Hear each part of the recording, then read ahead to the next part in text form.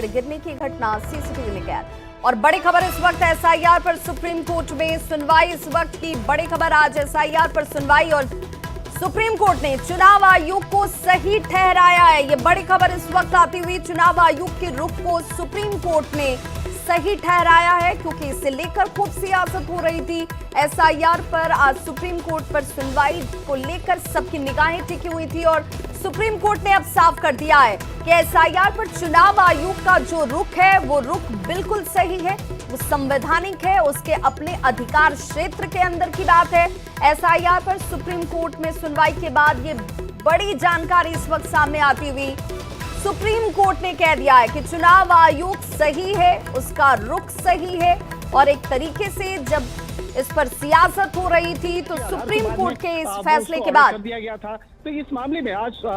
Justice Suryakant की जो bench है वो इस मामले में बकायदा सुनवाई कर रही है और आधार को स्वीकार क्यों नहीं, जो शुरुआती दौर पे क्यों नहीं है उसको एक्सेप्ट किया गया था, इस मामले में भी आज कोर्ट के द्वारा बताया गया। और आधार की बात अगर करें तो जिस तरह से अगर देखा जाए तो बिहार का जो खासकर जो पूर्वांचल इलाका है, पूर्वांचल इलाके में काफी लोग जो अलग अलग जगहों से आकर के वहां बसे थे, चाहे वो बांग्लादेशी हो या रोहिंग्या मूल के लोग हों, और वो लोग जो आकर के जिस तरह से वहां पे बसे और बसने के बाद वहां पर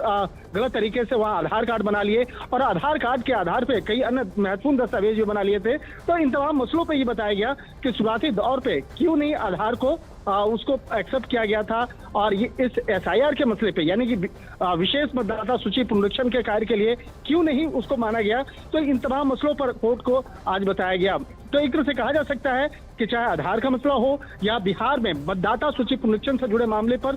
तमाम प्रक्रिया की बात करें, तो जिस तरह से इस मामले में जस्टिस सूर्यकांत के द्वारा एक कहा गया है कि चुनाव आयोग सही है, या कहने में कि जो आधार को अंतिम प्रमाण के तौर पे स्वीकार नहीं किया जा सकता है, इसकी जांच परख जरूरी है। तो एक तरह से कह सकते हैं कि आधार का मसला जो था इस